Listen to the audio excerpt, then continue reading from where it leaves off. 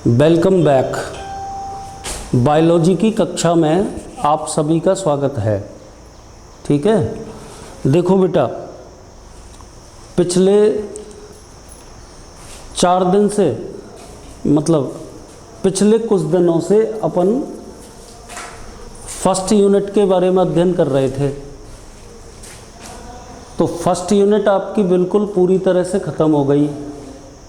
ठीक है, मैं आशा करता हूँ कि आपने मेरे सारे वीडियो देख करके उस पूरी की पूरी यूनिट को पढ़ लिया होगा। यदि आपको उसमें कोई प्रॉब्लम आए तो आप अपनी शीट में उस पर निशान लगा लें। ठीक है, आज अपन बेटा दूसरी यूनिट शुरू कर रहे हैं जो जंतु विज्ञान से है, जिस यूनिट के अंतर्गत अपन मानव के विभिन्न तंत्रों की क्रियाविधि, मानव के विभिन्न तंत्रों की संरचना एवं क्रियाविधि का अध्ययन करेंगे। तो इसी क्रम में जो टॉपिक आज अपन शुरू कर रहे हैं वो है अध्यावरणी तंत्र।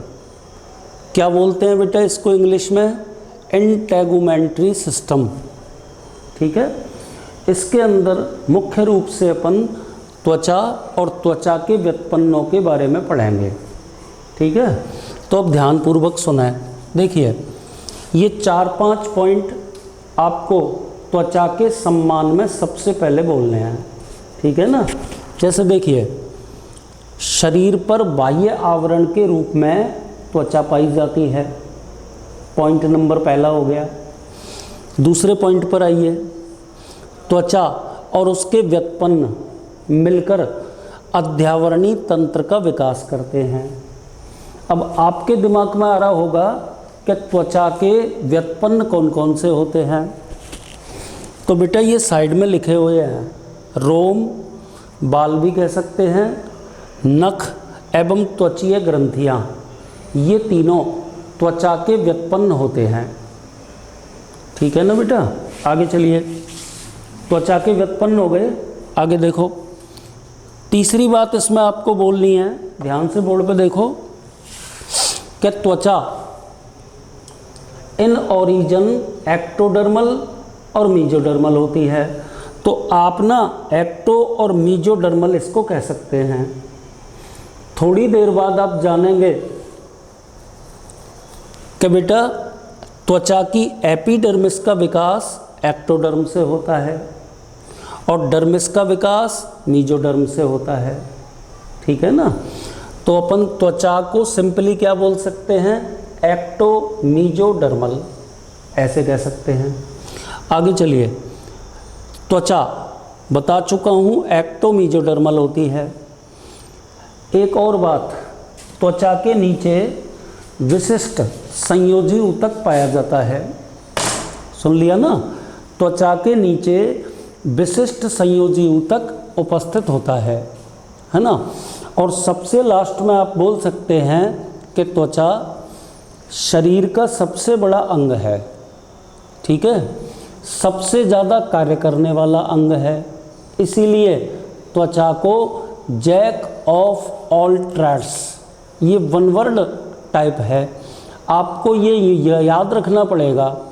कई बार कॉम्पिटिटिव एग्ज़ामों में पूछा जाता है कि शरीर में हरफनमौला या ऑलराउंडर की संज्ञा किसे दी जाती है? तो बेटा वो त्वचा को ही कहा जाता है। ठीक है ना, अब अपन आगे चलते हैं। ठीक है, ये सारे के सारे पॉइंट आपके समझ में आ गए होंगे। चलो एक बार ये सारे पॉइंट मैं वापस से रिपीट कर देता हूँ। ठीक है, उसके बाद अपन आगे चलेंगे। ध्यान से देखना। देखिए, सबसे पहली बात तो मैंने बोली कि मनुष्य के शरीर पर बाह्य आवरण के रूप में त्वचा पाई जाती है। ठीक है, दूसरा पॉइंट मैंने बोला कि त्वचा और उसके व्युत्पन्न मिलकर अध्यावरणी तंत्र का निर्माण करते हैं। त्वचा के व्युत्पन्नों में रोम, नखर एवं त्वचीय ग्रंथियां आती हैं। तीसरी बात मैंने क्या बोली? तीसरी बात मैंने ये बोली बेटा, ध्यान से सुनना, त्वचा एक्टोमीजोडर्मल होती है। एक्चुअल में त्वचा का जो एपिडर्मिस है, जिसे अपन हिंदी में अधिचर्म कहते हैं, वो तो एक्टोडर्म से बना होता है। और त्वचा की जो डर्मिस स्तर है यानी कि चर्म, वो ना किससे बना होता है? वो बना होता है बेटा मीजोडर्म से। तो आप ना एक्टोडर्म और मीजोडर्म को मिलाकर बोल सकते हैं। बेटा एक बात और सुन लेना, न केवल त्वचा बल्कि शरीर में और भी कई अंग होते हैं, जैसे अधिवृक्क ग्रंथि है, जिनका विकास भ्रूण के एक से अधिक स्तरों के द्वारा होता है। ठीक है, जैसे मैं बता रहा हूँ कि अधिवृक्क ग्रंथि का कॉर्टेक्स भाग इन ओरिजिन मीजोडर्मल होता है और अधिवृक्क ग्रंथि का मेडुला भाग इन ओरिजिन एक्टोडर्मल होता है। एक और बात सुन लीजिए, यहाँ पे देखो, त्वचा विशिष्ट संयोजी ऊतक के द्वारा जुड़ी रहती है नीचे की ओर। एंड लास्ट में त्वचा शरीर का सबसे बड़ा ऑर्गन है। ठीक है, सबसे ज़्यादा कार्य करने वाला अंग है। ठीक है, इसलिए त्वचा को जैक ऑफ ऑल ट्रेड्स या हरफनमोला या फिर ऑलराउंडर की संज्ञा दी जाती है।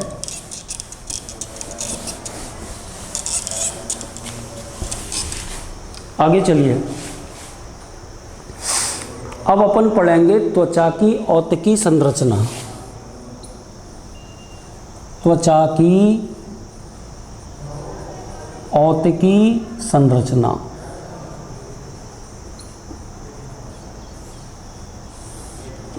ठीक है ना। तो आपको मैं बता भी चुका हूं कि त्वचा में मुख्य रूप से 2 स्तर होते हैं। पहला स्तर तो कौन सा होता है बेटा? अधिचर्म। अधिचर्म को इंग्लिश में क्या बोलते हैं? एपिडर्मिस। क्या बोलते हैं अधिचर्म को इंग्लिश में? एपिडर्मिस। ठीक है ना। अब ध्यान से अधिचर्म के बारे में समझना। ठीक है, देखिए मैं कह रहा हूँ, सबसे पहले तो आपको ये बोलना है कि यह त्वचा का सबसे बाहरी स्तर है। यह त्वचा का सबसे बाहरी स्तर है। लिख रहा हूं मैं, बाहरी स्तर। ठीक है, जिसकी उत्पत्ति भ्रूणीय एक्टोडर्म से होती है। पहली बात आपको इसमें ये बोलनी पड़ेगी। ठीक है, दूसरी बात, इस स्तर की मोटाई शरीर के अलग अलग भागों में अलग अलग होती है। इस स्तर की मोटाई शरीर के अलग अलग भागों में अलग अलग होती है। जैसे बेटा हथेली एवं तलवों में एपिडर्मिस सबसे मोटा होता है, जबकि नेत्र की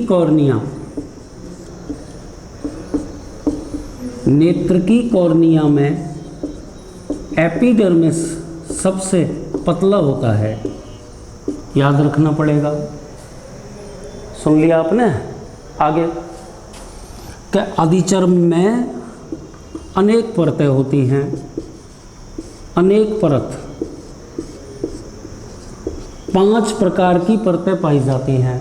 ठीक है, जिन्हें भीतर से बाहर की ओर क्रमशः अभी अपन पढ़ने वाले हैं।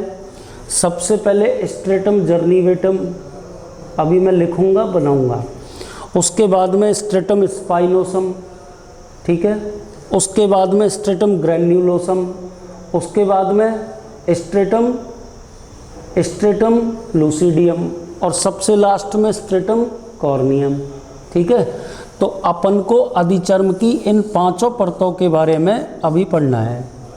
ठीक है, तो सबसे पहले आज अपन ने शुरू किया अधिचर्म, और इसका त्वचा का दूसरा भाग भी लिख देता हूँ। दूसरा भाग कहलाता है चर्म, और चर्म भाग जो होता है ना, वो इंग्लिश में कहलाता है डर्मिस।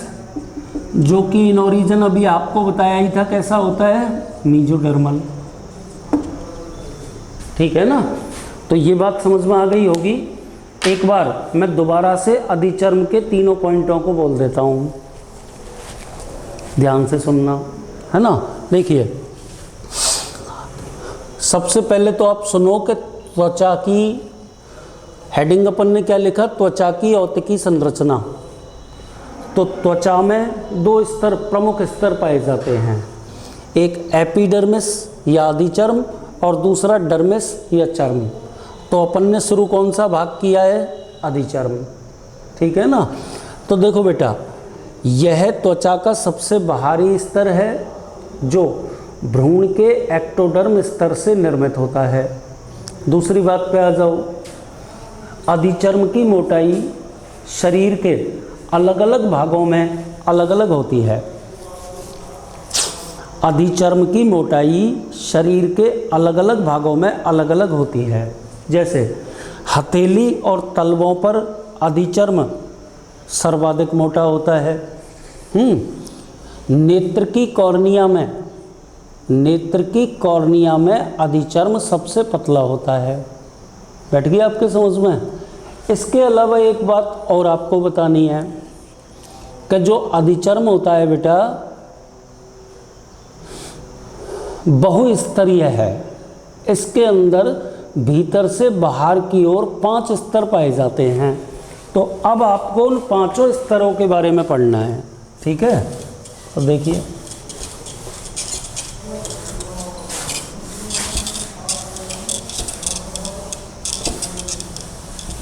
कौन कौन से 5 स्तर होंगे उनके नाम लिख रहा हूँ। देखिए, सबसे पहला स्तर, फर्स्ट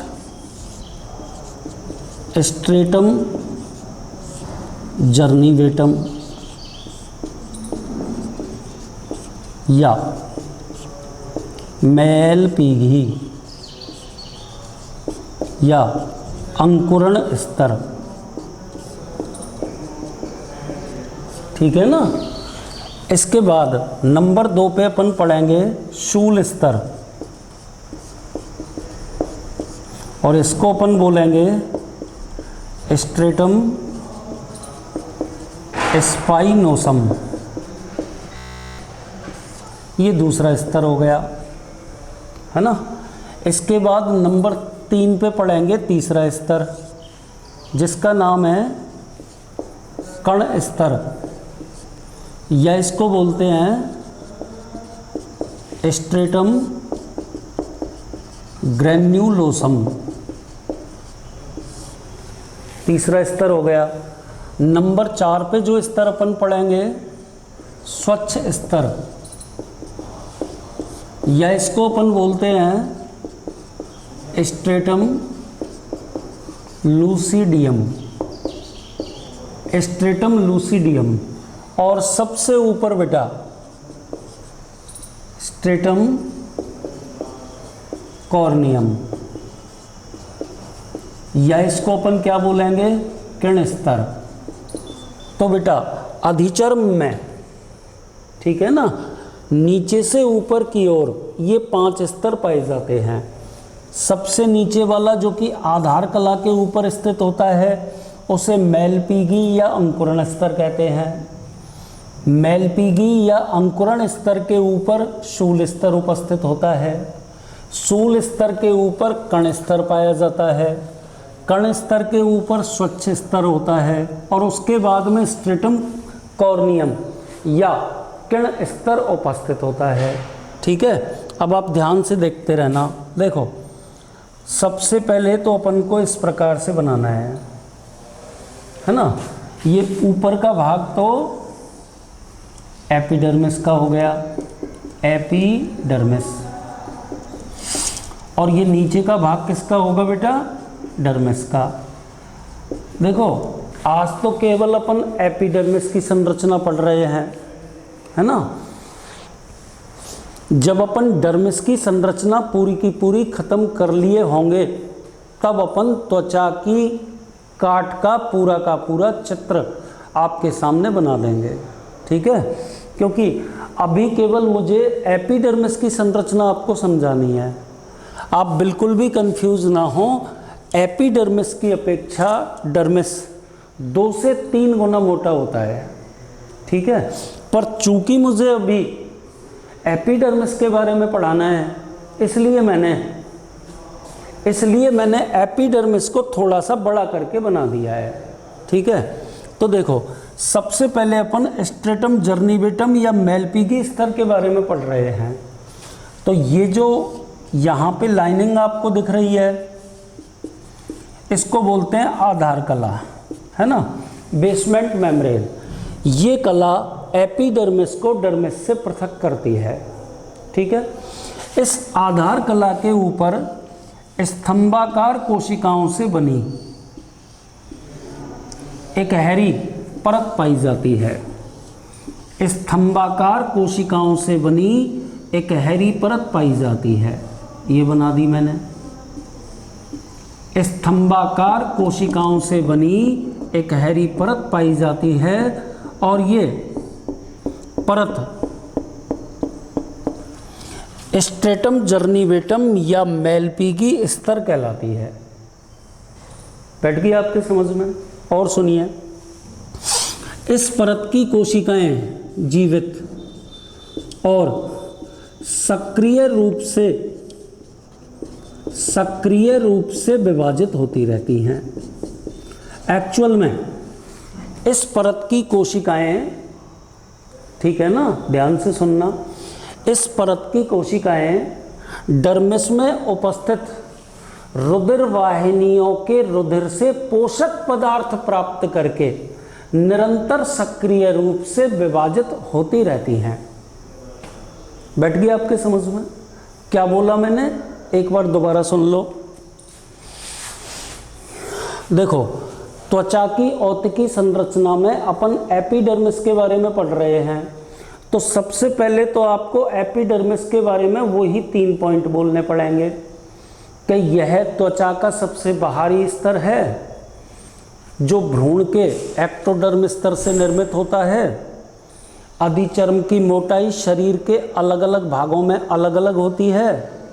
हथेली और तलवों पर एपिडर्मिस सबसे मोटा तथा पतला होता है। नेत्र की कॉर्निया में इसमें रुधिर वाहिनियां अनुपस्थित होती हैं और यह बहुस्तरीय संरचना है ना। तो उसके बाद आपको मैंने 5 स्तरों के नाम लिख दिए। तो सबसे पहला स्तर आपने अधिचर्म का कौन सा पढ़ा? स्ट्रेटम जर्निवेटम या मेलपीगी स्तर या अंकुरण स्तर। तो आपने क्या पढ़ा इसमें बेटा कि आधार कला के ऊपर स्तंभाकार कोशिकाओं की एक गहरी परत के रूप में यह स्तर पाया जाता है। पहली बात, इस स्तर की कोशिकाएं जीवित और सक्रिय रूप से विभाजित होने वाली होती हैं, ठीक है। इस स्तर की कोशिकाएं डर्मिस में उपस्थित रुधिर वाहिनियों से पोषक पदार्थ प्राप्त करके निरंतर सक्रिय रूप से विभाजित होती रहती हैं। बैठ गया आपके समझ में? एक और बात आपको इसमें कहनी है कि एपिडर्मिस का यह स्तर डर्मिस में उभार एवं खांचों के रूप में धंसा रहता है ना। और ये जो उभार और खांच है बेटा, इनको बोलते हैं रेटेपैक्स। इन उभार और खांचों को रेटेपैक्स बोलते हैं। बैठ गया आपके समझ में? अब आगे चलिए बेटा, दूसरा स्तर कौन सा दे रखा है बोर्ड पे? शूल स्तर, ठीक है। तो आप क्या बोलेंगे बेटा? स्ट्रेटम जर्निवेटम के ठीक ऊपर बहुकोणीय या शाखित कोशिकाओं से बना, बहुकोणीय या शाखित कोशिकाओं से बना 3 से 4 परतीय स्तर पाया जाता है और यह स्तर बेटा शूल स्तर कहलाता है। शूल स्तर बना रहा हूं बेटा मैं। इस स्तर की कोशिकाएं अपन को कैसी बनानी है? बहुकोणीय या शाखित। और बेटा इस स्तर का सबसे प्रमुख काम क्या होता है कि ये स्तर एपिडर्मिस अथवा त्वचा को मजबूती प्रदान करता है। यह स्तर एपिडर्मिस अथवा त्वचा को मजबूती प्रदान करता है। सुन लिया बेटा। इसके बाद में ये स्तर हो गया दूसरे नंबर वाला। फिर शूल स्तर के ठीक ऊपर की ओर 5-6 कोशिकाओं की परतों के रूप में स्तर नंबर 3 पाया जाएगा। क्या नाम है उसका? कण स्तर, यानी कि स्ट्रेटम ग्रेन्युलोसम। ठीक है, तो देखो ये मैं 5-6 स्तर बनाऊंगा। जरूरी नहीं है कि आप गिन के 5-6 ही बनाएं। आप जरूरी नहीं है कि स्तरों की संख्या 5-6 ही रखें, पर आपको ये बनाने पड़ेंगे। लिखना तो पड़ेगा ही कि भाई शूल स्तर के ठीक ऊपर की ओर कण स्तर या स्ट्रेटम ग्रेन्युलोसम उपस्थित होता है। ये बना दिया। यहां लिख दो 3 से 4 परत, है ना, ये 5 से 6 परतें। अब आप ध्यान से सुन लें। इस स्तर की कोशिकाओं के कोशिका द्रव्य में क्रेटेहाइलिन नामक प्रोटीन के कण उपस्थित होते हैं। क्रेटेहाइलिन नामक प्रोटीन के कण उपस्थित होते हैं। और बेटा इन्हीं कणों की उपस्थिति के कारण इस स्तर को, इन्हीं कणों की उपस्थिति के कारण इस स्तर को कण स्तर कहा जाता है। तो इसमें ये आपको शब्द याद रखना पड़ेगा। कौन सा? क्रेटेहाइलिन। सुन लिया आपने? ठीक है, आगे चलिए बेटा। इसके बाद में अगला स्तर कौन सा आता है? स्वच्छ स्तर, स्ट्रेटम लूसिडियम। तो बेटा कण स्तर के ठीक ऊपर की ओर 3 से 4 परतें स्वच्छ स्तर की उपस्थित होती हैं और इन कोशिकाओं में एक प्रोटीन पाई जाती है जिसका नाम है एलिडिन। कौन सी प्रोटीन होती है? एलिडिन। एलिडिन प्रोटीन होती है, चाहे एलाइडिन बोल दो चाहे एलिडिन बोल दो। इस एलिडिन प्रोटीन का निर्माण क्रेटेहाइलिन प्रोटीन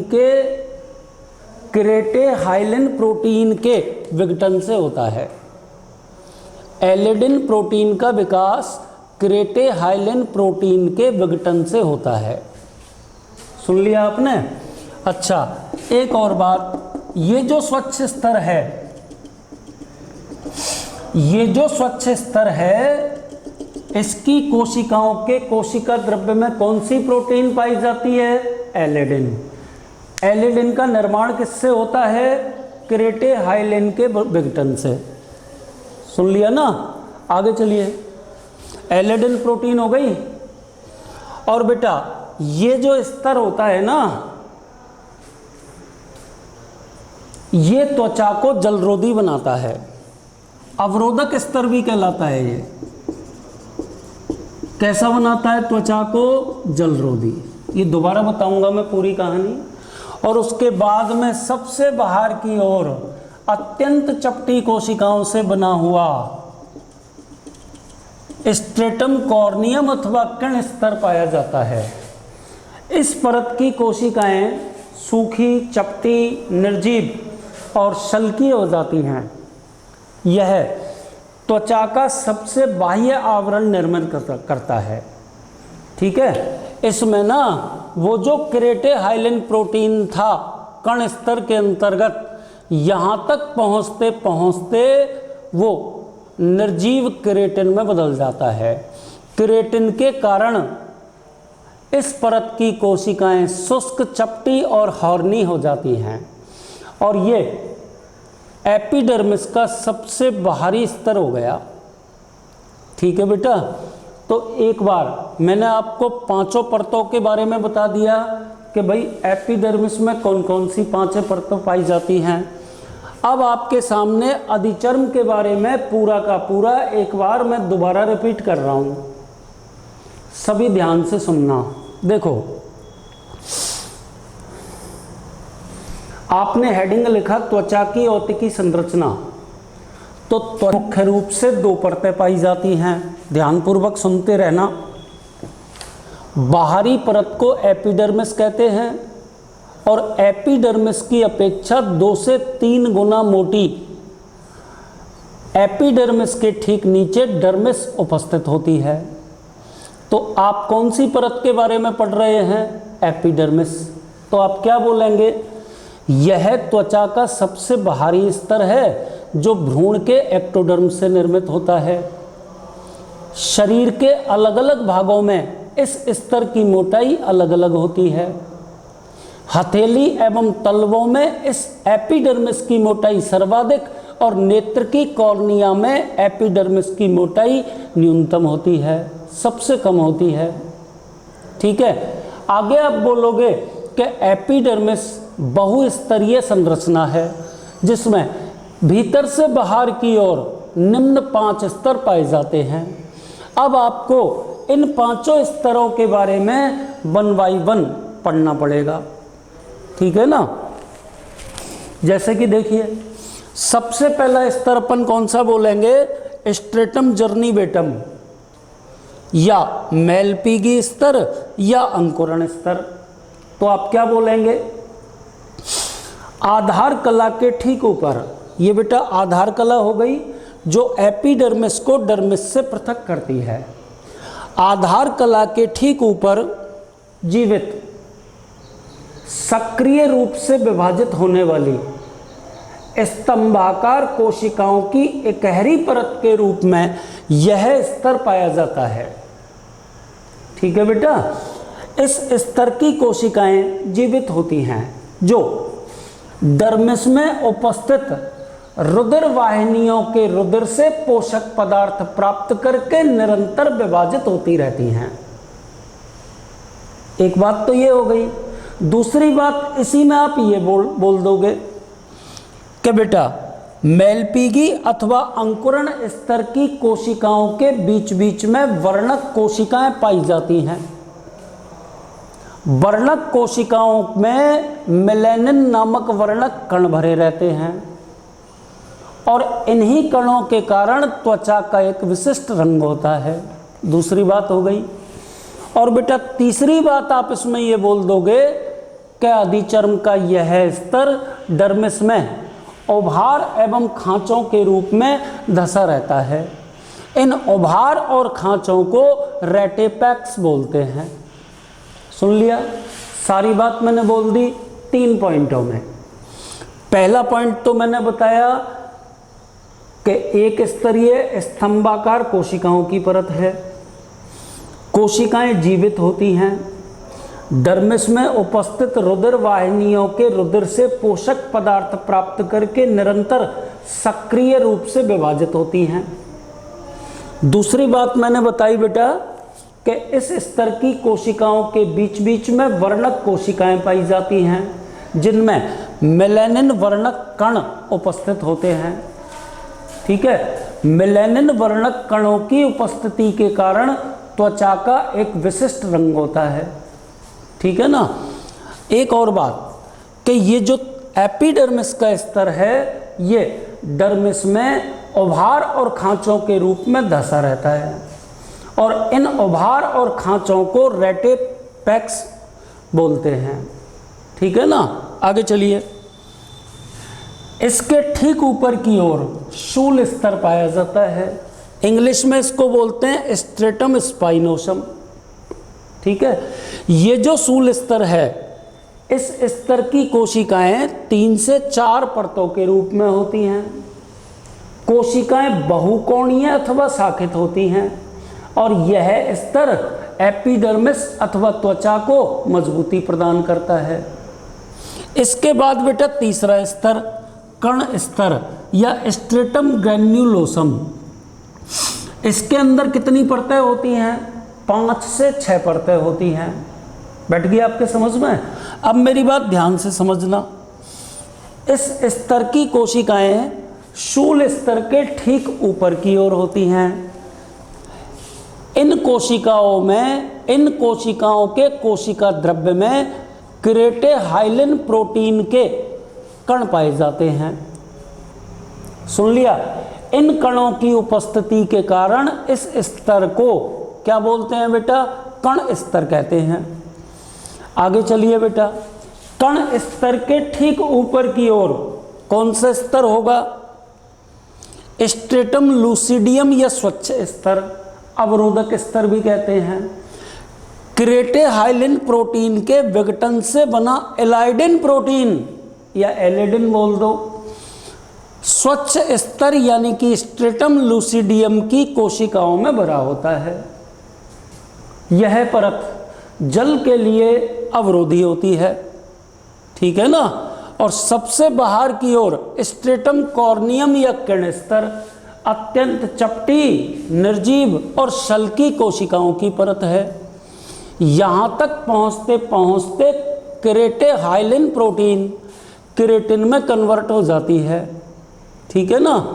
अब आपको एक छोटी सी चीज़ यहाँ पे पढ़नी है, श्रृंगी भवन या क्रेटिनाइजेशन, ठीक है ना। तो आप क्या बोलोगे कि अधिचर्म के बाहरी परत की कोशिकाओं का चपटे हो जाना, साथ ही साथ क्रेटेहाइलिन प्रोटीन का निर्जीव क्रेटिन में परिवर्तित हो जाना कहलाता है बेटा कॉर्निफिकेशन या क्रेटिनाइजेशन या श्रृंगी भवन। तो बेटा आज के वीडियो में आपको मैंने अधिचर्म की संरचना और उसकी विभिन्न परतों के बारे में बताया, ठीक है।